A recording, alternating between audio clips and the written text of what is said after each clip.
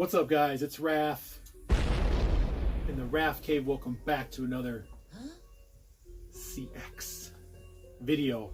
Now this here is going to be on burn-in, image retention. I don't want to buy an OLED for burn-in. I don't want to use it as a computer monitor, play video games that's going to burn in. All right, let me put your guys' mind at ease. I've owned an OLED for 3 years now, and an OLED TV has been here the entire time, whether it be the B7 LG, which is even worse as far as image retention and burn-in goes, with not as many image retention countermeasures as this one does, and no burn-in, no image retention. Used it as a PC monitor 24/7. I mean, that's all I did. PC monitor and video games, that was it. Now, going to the A8F, Sony had that for 1.5 years. Same thing. PC monitor, video games, and that one had a couple as well, pixel shifting and panel refresh. No burn-in. Fantastic. Beautiful. Great. Now with this C10, this has logo dimming. Now the other two OLEDs didn't have that. That's a third measure to get rid of any image retention or burn-in possibilities. Now, when you buy an OLED, it's expensive, and you know what you're getting. You're going to get the best TV possible. Now, something like this is not designed to go in a sunroom or a living room that has tall windows all around with tons of light coming in. This TV is not going to give you the brightness you want to pop in that type of room. So what you're going to do is when you do get this TV and put it in a bright room and all these things, you're going to crank up the brightness. You're going to max out the OLED panel, max out the contrast just to compensate for that light coming in so you can see a nice image. But in doing that, you're putting a lot of stress on the panel. So then if you're buying the TV for your own purposes, great, because you know what to do. But if it's a family TV, everyone's going to have access to it, watching everything. You don't even know what's going on.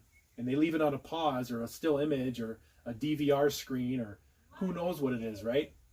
It could happen. I'm just saying. Now, there are measures on this TV that can get rid of that, and I'll show you that in a moment. But I just want to give you the philosophy of this type of TV is meant for a light control to a dark room, because then you can appreciate the deepest blacks possible on any TV. And in order to see the deepest blacks, you want to have a darker room, right? Then you can really appreciate it, and then you don't have to crank up the contrast and crank up the OLED light all the time. So that right there puts less stress on the panel, which means it's going to not have that image retention or burn-in. Now, Artings had done a huge burn-in test over a year, and it passed, right? There's some things that they did.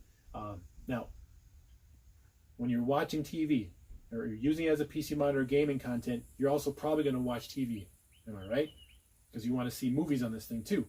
So you're going to vary the content. It's not constantly video games and PC icons all the time. You're going to watch a TV show. You're going to watch a movie, which I would recommend, because then you're always using half of the potential of an OLED in just video games. You want to explore Dolby Vision movies and Netflix and 4K movies, all that stuff. Then you really see the benefit. But then you're going to vary your content, so you're not going to be always a static image. It's going to be moving and stuff, so the panel sees that, and it's like, cool, no problem. I'm not going to be always seeing little icons and pixels there. No worries, guys.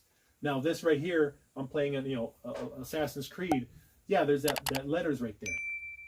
That's fine, right? Because I'm not going to sit here and leave it like this and go upstairs and go grocery shopping or have dinner and just leave it like this. Why would I do that? It's an OLED panel. I don't need to. I'm going to turn it off, right? Or, you're going to pause it, which still gives you a static image. You're not going to do that.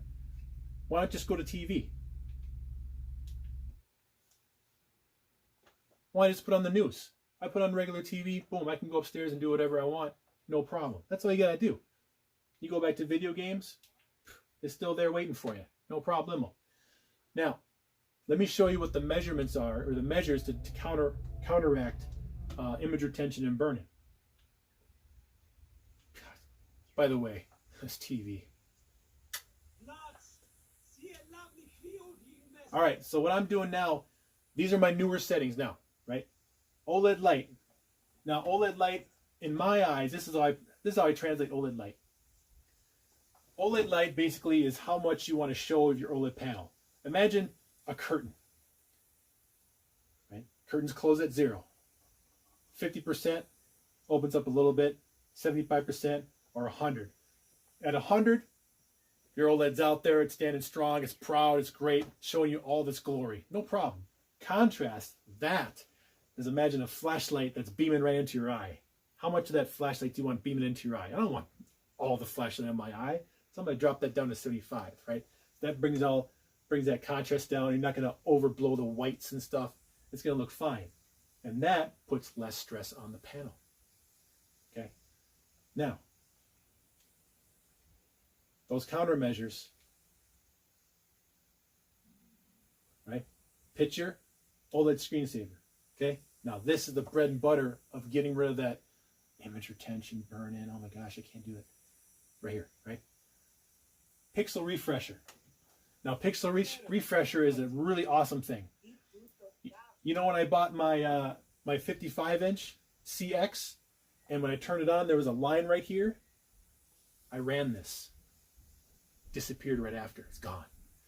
Now, imagine pixel refresher being like an Etch-a-Sketch, where there's lines in there, and if you shake it, it goes away. Kind of like that. If you ever were to see a kind of haze in the background or something, just, you know, something happened, you run that, it'll wipe it clean. Now, pixel refresher will run automatically after every 4 hours of usage.